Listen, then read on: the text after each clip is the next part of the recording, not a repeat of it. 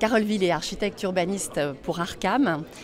Je travaille sur la ville de Calais depuis 10 ans maintenant et on travaille avec la municipalité à recoudre les morceaux de ce territoire qui est donc la porte de l'Angleterre puisque c'est le premier port de voyageurs français, deuxième port au niveau européen et donc il y a un flux de tourisme qui est vraiment très intéressant sur un magnifique territoire avec le cap de Blanc-Nez qui a été cité grand site national. On travaille donc sur la ville pour valoriser son patrimoine et aussi recoudre les différents quartiers qui se sont développés de façon assez morcelée puisque c'est une ville d'eau, donc il y a des canaux qui coupent la ville et le rail qui vient desservir le port. Donc on travaille sur les coutures urbaines pour renouer les quartiers, on en profite pour créer des écoquartiers très valorisants, très verts, sur le développement durable. On en profite pour faire du renouvellement urbain avec les quartiers les plus paupérisés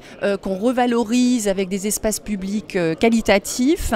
Des équipements majeurs sont également mis en place, donc sont en cours de construction, des gymnases, des salles de spectacle, une école d'art qui vient de s'implanter de façon assez magistrale en plein centre-ville, à côté du théâtre et à côté d'un grand centre de ville. Les espaces publics, toute la place d'Armes, tout le centre historique de Calais, côté mer, donc, a été complètement rénové avec une salle de spectacle. Et côté mer aussi, tout le front de mer, il y a tout un projet de revalorisation du front de mer avec les espaces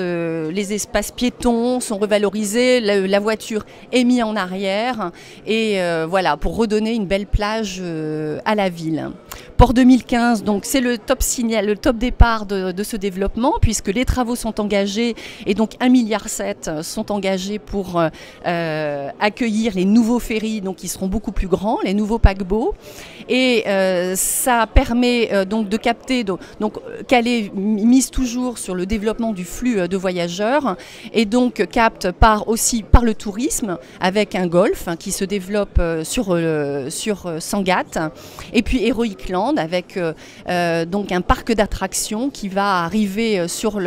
au nœud des autoroutes à une position centrale pour le développement économique de la ville. En contrepartie avec le tunnel bien sûr qui fonctionne très très bien et qui permet donc la liaison avec la Grande-Bretagne.